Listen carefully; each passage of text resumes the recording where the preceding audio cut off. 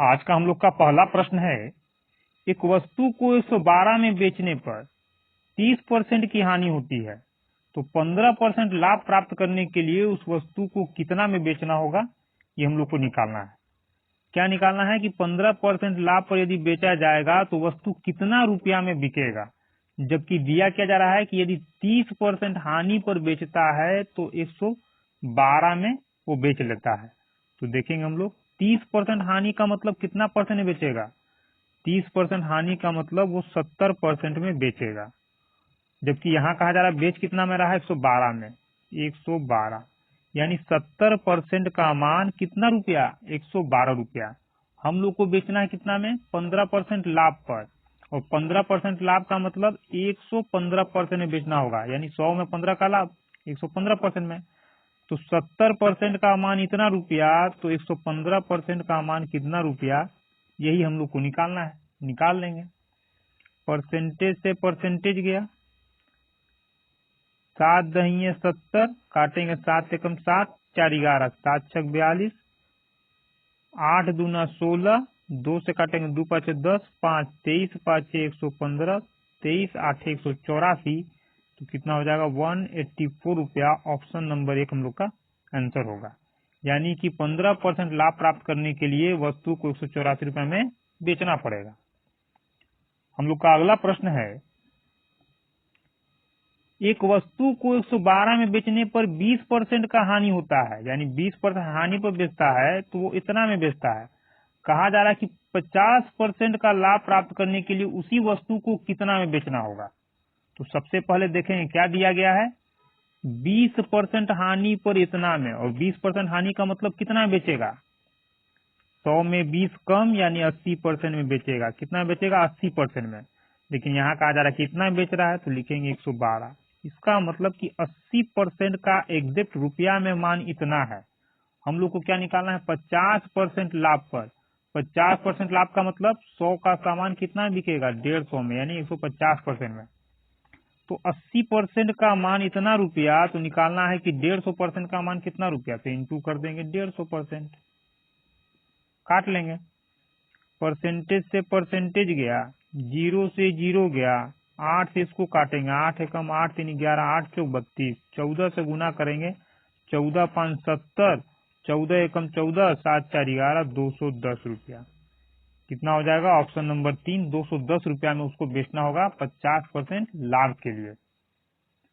हम लोग का अगला प्रश्न है,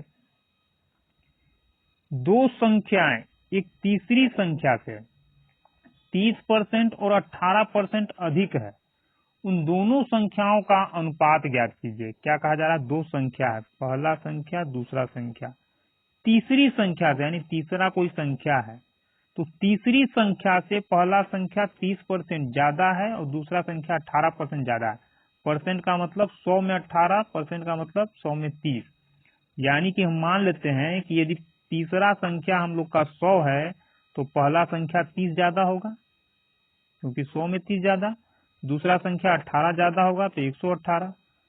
पूछा क्या जा रहा है कि दोनों संख्याओं का, कौन दोनों संख्या, पहला और दूसरा संख्या का अनुपातिक मान, यानी इन दोनों का अनुपातिक मान निकालना है। इन दोनों का अनुपातिक मान निकालना हम लोग को। तो क्या करेंगे, काट लेंगे इसको, 2 छक 12, 2 पाँचे 10, 2 पाँचे 10, 2 9 18, यानी पहला और दूसरा संख्या का अनुपातिक मान 65 59 आएगा। हम लोग का अगला प्रश्न है,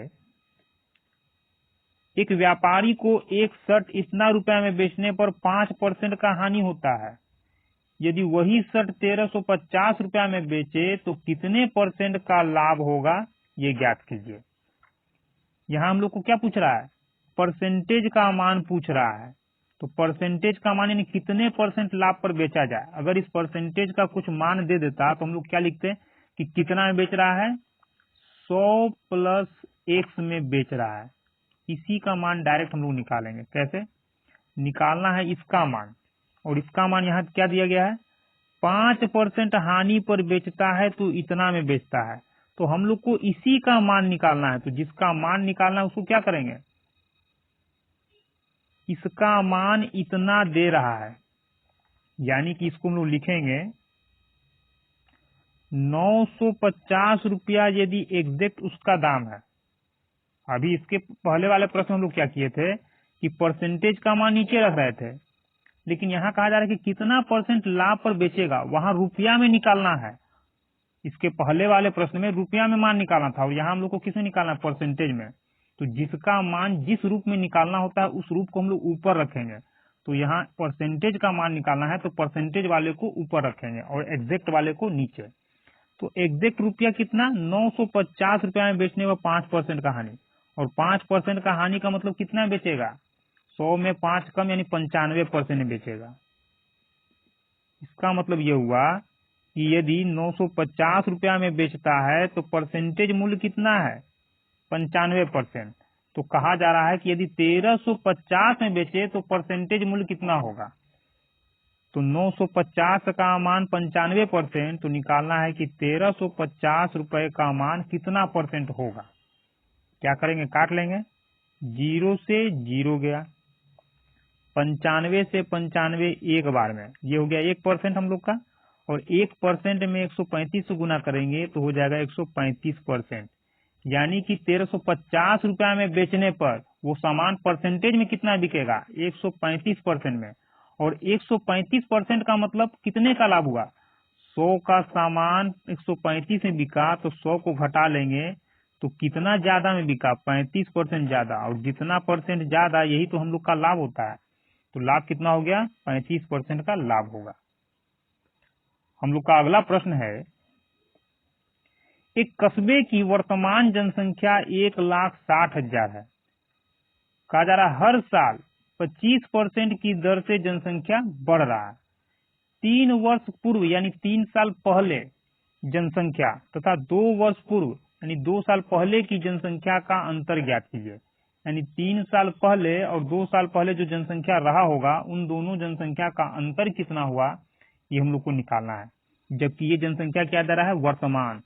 वर्तमान यानी अभी का जनसंख्या इतना है, हम लोग को क्या निकालना है, 3 वर्ष पहले और 2 वर्ष पहले की जनसंख्या का अंतर, यानी इससे पीछे जाना है। तो पीछे कैसे जाएंगे, जाने से पहले पहले परसेंटेज को समझते हैं। 25% का मतलब क्या होता है, 25% का मतलब होता है 1/4। कैसे, 25% का मतलब लिखते हैं हम लोग 25/100, तो काटते हैं 25 से कम 25, 25 से 100। 25% की दर से बढ़ रहा है तो 25% का मतलब 1/4 यानी 4 में 1 का वृद्धि, और 4 में 1 का वृद्धि का मतलब क्या हो जाएगा, 4 में 1 का वृद्धि ये हो जाएगा कि यदि पहले जनसंख्या 4 रहा होगा तो बढ़ करके अभी कितना हो जाएगा, 5। अभी कितना हो जाएगा, 5। अभी का मतलब वर्तमान जनसंख्या का बात किया जा रहा है। जबकि हम लोग देखेंगे, हम लोग को निकालना है कब का जनसंख्या, 3 साल पहले का और 2 साल पहले का।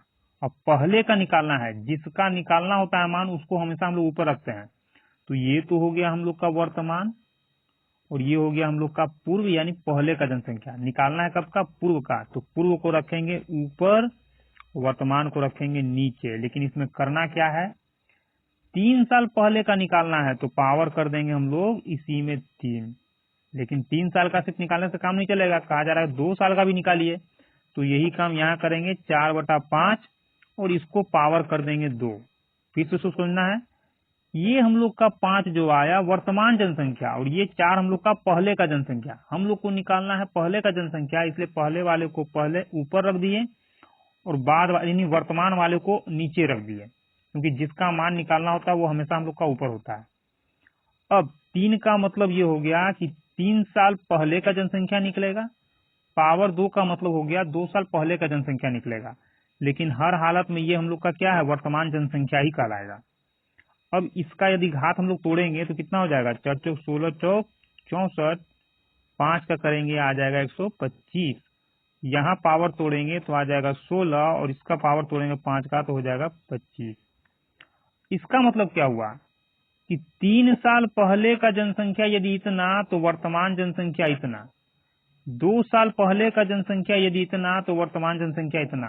जबकि हर हालत में हम लोग जानते हैं कि वर्तमान जनसंख्या एक ही जनसंख्या है, अभी का जनसंख्या। तो एक ही गांव का जनसंख्या का बात किया जाए तो अभी का बात करें तो अभी हर हालत में गांव का जनसंख्या तो सेम होना चाहिए। तो ये भी अभी का है जनसंख्या और ये भी अभी का, दिख तो नहीं रहा दोनों सेम है। तो उसके लिए क्या करेंगे, वर्तमान जनसंख्या को हम लोग समान बनाएंगे।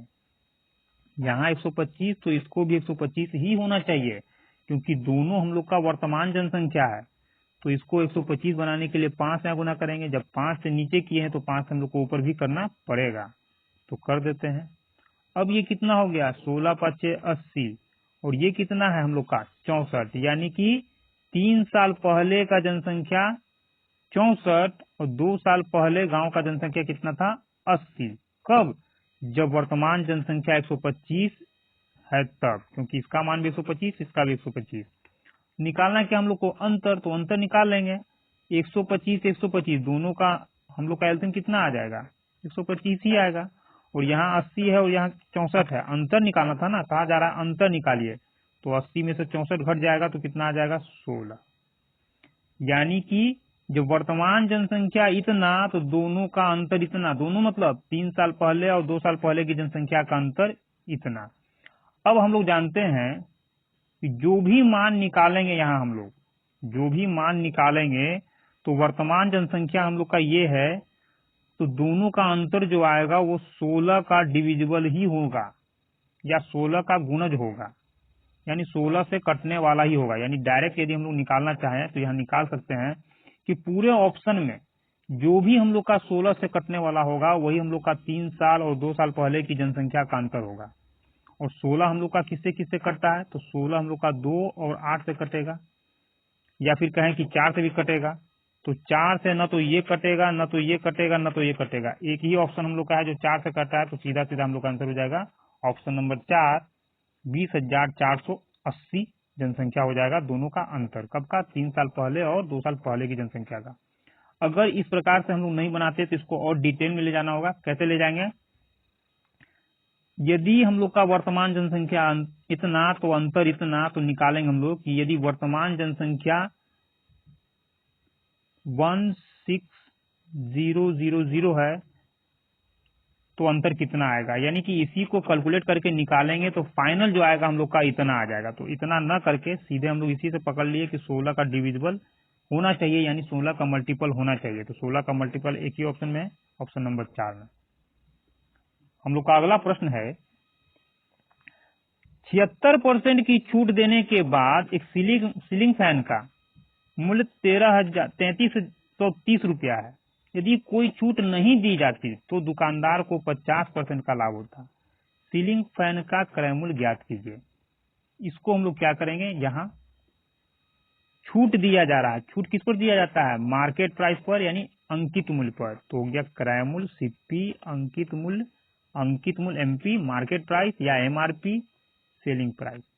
पहले हम लोग परसेंटेज में निकालेंगे इसको और परसेंटेज से अनुपात में बदलेंगे। क्या कहा जा रहा है, 76% का छूट, 76% को यदि तोड़ करके लिखेंगे तो आ जाएगा 19 चौक 76, 25 चौक 100, यानी 25 में 19 का छूट।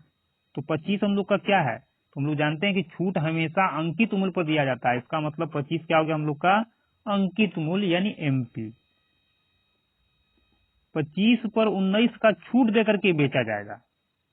76% का मतलब 25 पर 19 का छूट। ऐसे क्यों हुआ, क्योंकि हम लोग जानते हैं कि 76% का मतलब 76/100 होता है। 19 चौक 76, 25 चौक 100, यानी इसी का सरलतम रूप ये है। तो 25 में 19 का छूट देगा तो 19 को घटा देंगे तो कितना आ जाएगा 6, यानी 25 का सामान 6 में बेच देगा। ये तो हो गया। अब आगे कहा जा रहा है, यदि छूट नहीं दिया जाता तो दुकानदार को 50% का लाभ होता। इसका मतलब क्या हुआ, अगर छूट नहीं दिया जाता तो वो कितना में बेचता, और जो बेचता वो मूल्य क्या कहलाएगा, उस मूल्य को भी तो हम लोग एसपी ही बोलते हैं, लेकिन यहाँ एसपी नहीं बोला जाएगा। यानी वो बेच रहा है, जितना में कोई सामान बिकता है उसको एसपी ही कहा जाता है, लेकिन यहाँ थोड़ा सा बदल जाएगा रूप। कैसे, कहा जा रहा है छूट नहीं दिया जाएगा। तो किसी भी सामान पर यदि छूट नहीं दिया जाता है तो वो अंकित मूल्य पर बिकता है। कैसे, जैसे यदि कोई सामान आप खरीदने जाते हैं मार्केट में, छूट नहीं दिया जा रहा है, यानी कि मार्केट प्राइस एमआरपी, जितना भी प्रिंट उस पर छपा हुआ है, मान लीजिए किसी सामान का रेट छपा हुआ है 500 रुपया, तो जितना यहाँ प्रिंट है उतना ही में यदि वो आपको देता है तो कहा जाता है कि आपको कोई छूट नहीं दे रहा है। तो कोई छूट नहीं दे रहा है, यानी कितना, जितना छपा है उतना ही में दे देगा। और इस छपे मूल्य को क्या कहा जाता है, इस छपे मूल्य को ही तो कहा जाता है एमपी। यानी छूट नहीं देगा तो वो कितना में बेच देगा, किस मूल्य पर, वो एमपी पर ही बेच देगा। यानी ये हम लोग का एसपी नहीं कहलाएगा, एमपी कहलाएगा। यही एसपी हम लोग का, यानी कि एमपी ही हम लोग का एसपी भी कहलाएगा। कब, जब छूट नहीं देगा तब। अब क्या क्या बोल रहा है कि 50% का लाभ। 50% का मतलब होता है, जिस तरह से इसको तोड़े हैं उसी तरह से 50% को तोड़ेंगे तो आएगा 1/2, यानी 2 पर 1 का लाभ। तो लाभ किस पर होता है, लाभ हमेशा हम लोग को क्रय मूल्य पर होता है। यानी 2 क्या हो गया हम लोग का, 2 हो गया हम लोग का क्रय मूल्य, ये तो सीपी हो गया। 2 पर 1 का लाभ यानी 3 में बेचेगा सामान, एक बढ़ा करके तब लाभ होगा। कहा जा रहा है छूट नहीं दिया जा रहा। छूट नहीं देगा इसका मतलब वो एमपी पर ही, यानी मार्केट प्राइस पर ही बेच देगा। यानी 3 में बेचेगा, लेकिन वो एसपी नहीं, वो क्या हो जाएगा हम लोग का, एमपी में बेच देगा। यानी जितना रेट छपा हुआ है उतना ही में बेचेगा। बस इस प्रश्न में इतना ही समझना था कि छूट नहीं देगा तो वो किस पर बेचेगा। सेलिंग प्राइस हम लोग का एक्चुअल में कहलाएगा क्या, तो ये बेच दिया तो हुआ तो सेलिंग प्राइस, लेकिन ये सेलिंग प्राइस क्या है, ये एमपी है। यानी सेलिंग प्राइस की जगह नहीं लिखाएगा, एमपी यानी मार्केट प्राइस की जगह पर लिखाएगा, जितना रेट छपा हुआ था। अब यहाँ हम लोग देख रहे हैं कि एक ही वस्तु का अंकित मूल्य यहाँ 25 है और यहाँ 3 है, ऐसा तो नहीं हो सकता है। जब यहाँ 25 है तो यहाँ भी 25 ही होना चाहिए, यानी दोनों जगह एमपी हम लोग का सेम होना चाहिए, क्योंकि वस्तु सेम है। इस 25 से इस 3 में गुना करेंगे तो 75, और इस 25 का यहाँ गुना करेंगे 75। अब हम लोग का एमपी सेम हो गया, लेकिन 25 और 6 हम लोग का 1 अनुपात में है, तो यहाँ 3 से गुना हो तो यहाँ भी 3 से गुना होगा। 2 और 3 एक ही अनुपात में है, यहाँ 25 से गुना हुआ तो यहाँ भी 25 से गुना होगा। कितना आ जाएगा, 25 दूना 50, 75, 18। हम लोग देखेंगे निकालना क्या है, फैन का क्रय मूल्य ज्ञात कीजिए। क्रय मूल्य, हम लोग का क्रय मूल्य कितना आया अनुपात में, हम लोग का अनुपातिक क्रय मूल्य 50 है।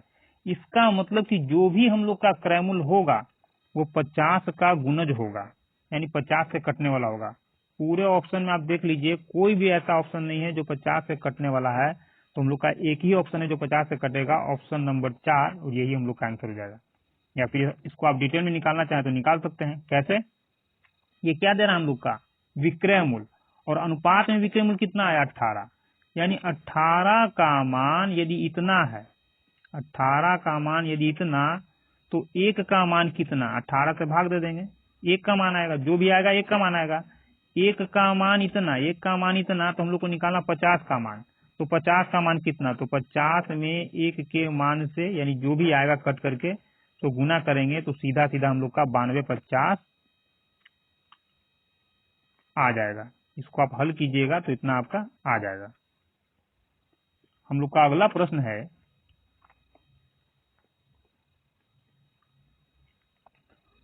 एक बिस्तर को इतना रुपए में बेचने पर लाभ का मूल्य इतना में बेचने पर हुई हानि के मूल्य से 25% अधिक है। 20% लाभ प्राप्त करने के लिए विक्रय मूल्य ज्ञात कीजिए। इसको कैसे निकालेंगे हम लोग, तो सबसे पहले देख लेते हैं कहा क्या जा रहा है। कहा यह जा रहा है कि इतना रुपए में बेचने पर जितना भी हानि होता है उस हानि से 25% ज्यादा इतना में बेचने पर लाभ होता है।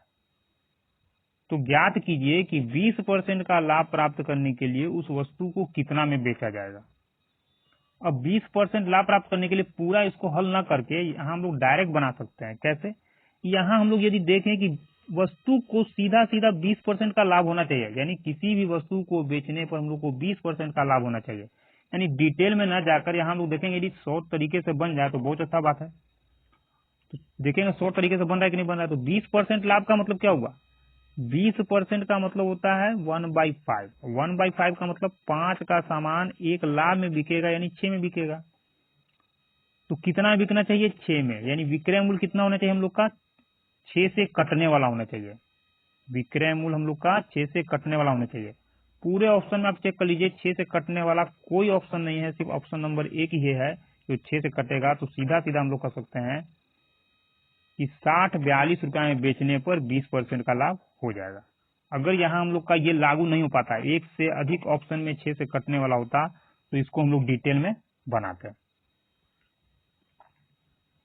हम लोग का अगला प्रश्न है, जनशक्ति में कमी होने के कारण, यानी लेबर में की जनसंख्या में कमी होने के कारण, यानी कम लेबर होने के कारण एक कारखाने में उत्पादन पहले की तुलना में 10% कम होता है। कहा जा रहा है मूल उत्पादन को बहाल करने के लिए, यानी पहले जितना उत्पादन होता था उतना ही प्रोडक्ट बनाने के लिए कितने प्रतिशत की वृद्धि करनी होगी, कार्य समय में कितने प्रतिशत की वृद्धि करनी होगी। यहाँ समय में कमी वृद्धि का बात कर रहा है, तो कैसे निकालेंगे, पहले और बाद का। क्या कहा जा रहा है, 10% कम उत्पादन होता है। 10% का मतलब 1/10, यानी अभी उत्पादन 10 का हो रहा है तो कमी कितना का हो गया, 1 का, यानी 10 के जगह उत्पादन कितना हो रहा है, 1 कम 9।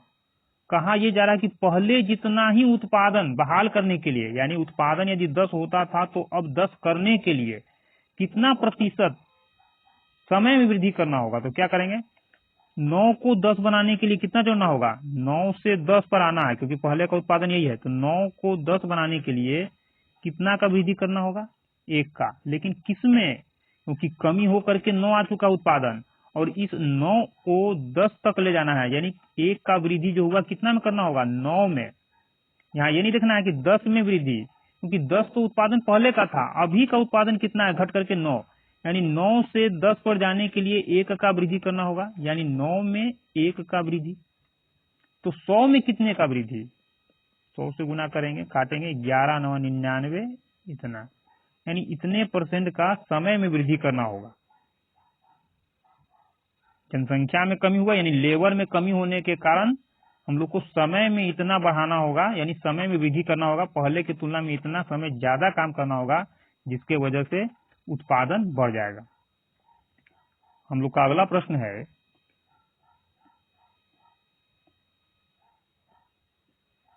एक आदमी अपने मासिक वेतन का 12% घर के किराए पर खर्च करता है। यदि हर महीने वो इतना रुपया वाहन पर, इतना रुपया किराने पर और शेष इतना रुपया बचा लेता है, तो उसका मासिक वेतन कितना है। क्या कहा जा रहा है, टोटल जितना कमा रहा है उसको 12% वो किराए पर खर्च करता है। तो टोटल कमाई कितना होता है, परसेंटेज में 100, 12% क्या किया, वो रेंट पर खर्च कर दिया। अब टोटल वेतन में से उसका रेंट यदि घटा देते हैं तो उसके पास टोटल अभी बचा हुआ उसका वेतन कितना है, 88% उसका वेतन अभी बचा हुआ है। इसी 88% में वो क्या करेगा, 407 रुपया वाहन पर, इतना रुपया किराया पर और इतना रुपया किराने पर, किराने पर, क्योंकि किराया पर तो ये है, और इतना रुपया बचाता है। यानी टोटल यदि कहा जाए तो रुपया में हम लोग का 407, 8000 इतना, 924 ये बचा हुआ है, और किराया देने के बाद प्रतिशत में ये बचा हुआ है। तो निकाल लेंगे हम लोग एग्जैक्ट रुपया में कितना बचा हुआ है, 407, 8657, 924, 7 7 14, 4 8 हाथ में 1, 5 2 7 1 8, 6 4 10 9 19 9 में 1, 8 1 9, यानी कि रुपया में उसके पास घर का किराया देने के बाद इतना रुपया था, और यहाँ परसेंटेज में इतना रुपया था। तो कह सकते हैं कि इसी 88% का मान तो 9988 रुपीज है। क्या कहा जा रहा है, मासिक वेतन, यानी 100% का मान ज्ञात कीजिए। काटेंगे उसके लिए 11 से 11 8 88, तो 11 9 99, 11 8 88, फिर काटेंगे इसको हम लोग, कितना बार में जाएगा, 4 दूना 8, 4 दूना 8, 4 दूना 8, 4 7 28। अब इसको बनाना है 100%। 100% बनाने के लिए 50 से गुना करेंगे, क्योंकि यहाँ परसेंटेज यानी कि परसेंटेज में आएगा तो 100% हो जाएगा। यहाँ 50 से गुना किए तो यहाँ भी 50 से गुना कर लेंगे, तो कितना आ जाएगा, 7 5 35 के 5, 3 22 5 110, 3 13, 113, यानी 11,350 रुपया उसका टोटल वेतन था।